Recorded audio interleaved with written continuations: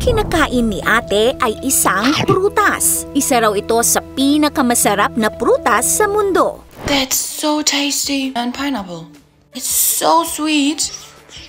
And so creamy. At alam nyo ba kung saan galing ang prutas na ito? Nagmula ito sa halaman na Monstera deliciosa. I'm sure na marami sa inyo ang pamilyar sa halamang ito dahil isa ito sa mga kinahumalingan ng mga plantito at plantita noong panahon ng COVID-19 pandemic. Ang prutas daw nito ay parang fruit salad.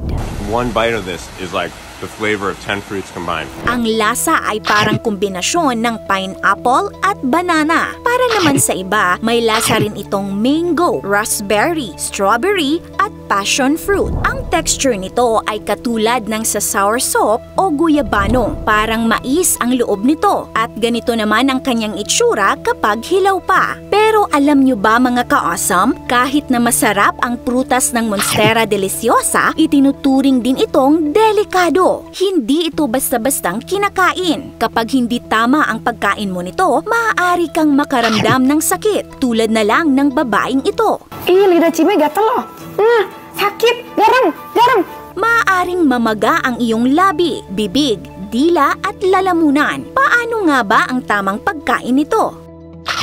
Ang Monstera deliciosa ay native sa Central America. Ang ibig sabihin ng pangalan nito sa Latin ay delicious monstrosity o delicious monster. Tinatawag din itong Swiss cheese plant at window plant dahil sa butas-butas nitong mga dahon. Isa itong climbing herbaceous plant. Ibig sabihin, umaakyat at kumakapit ito sa mga puno. Pero mas popular ito sa kanyang pagiging indoor plant. Ayon sa national parks, ang dahon nito ay kayang lumaki ng up to 90 centimeters ang lapad. Meron din itong bulaklak na pinalilibutan ng puting sheath na tinatawag na spathe. Ang prutas naman nito ay merong hexagonal scales o balat. At alam nyo bang napakadelikado nito kapag nakain ng hilaw? Lahat kasi ng parte ng halaman ay nagtataglay ng calcium oxalate crystals para itong maliliit na karayom na tinatawag ding rhaphides. Kapag nakain mo ito ng hilaw, ay maaari kang makaramdam agad ng pananakit at pamamaga ng labi at bibig. Ganoon din ng matinding kirot sa lalamunan na tila ba napaso. Ang pamamaga ay maaaring magresulta ng kahirapan sa paghinga, paglunok at pagsasalita. Kaya importanteng kainin lamang ito ng hinugna. Malalaman mo raw na hinugna ang prutas kapag umangat o humiwalay na ang balat nito sa laman at kusa na itong natatanggal. Kaunting galaw lang ng daliri ay natatanggal na agad ito. Pwede nga rin itong tapikin. Pero hindi ito agad nahihinog ng buo. Paunti-unti itong mahihinog araw-araw. Kung merong parte na hindi pa bumuka o kusang natatanggal ang balat, ibig sabihin hilaw pa ito. Kaya hintayin munang mahinog bago kainin ang laman nito. Maaaring ilagay ito sa jar or glass para mahinog. Pero hindi maganda kung marami ang kakainin mo nito dahil meron itong laxative effect na maaaring magresulta sa diarrhea. Kaya hinay-hinay lang sa pagkain. Ayon sa mga nakatikim na, ang hinog na prutas daw nito ay lasang fruit salad. Kaya nga tinatawag ding fruit salad plant ang Monstera deliciosa. At alam nyo ba, napakamasustansya ng prutas ng Monstera deliciosa. Sagana ito sa vitamin C at B. Mayaman din sa phosphorus, calcium, fiber at protein. Nakakatulong din ito sa stress at fatigue dahil nakaka-boost ito ng endorphins sa katawan. Meron itong antioxidant kaya nakakatulong sa mga taong nagre-recover mula sa radioactive therapy at nakaka-improve rin ng bowel movements. Hindi lamang ang prutas nito ang napapakinabangan, ganoon din ang mismong halaman. May mga tao sa Mexico at Peru na ginagamit ang ugat ng Monstera deliciosa bilang lubid at paggawa ng basket.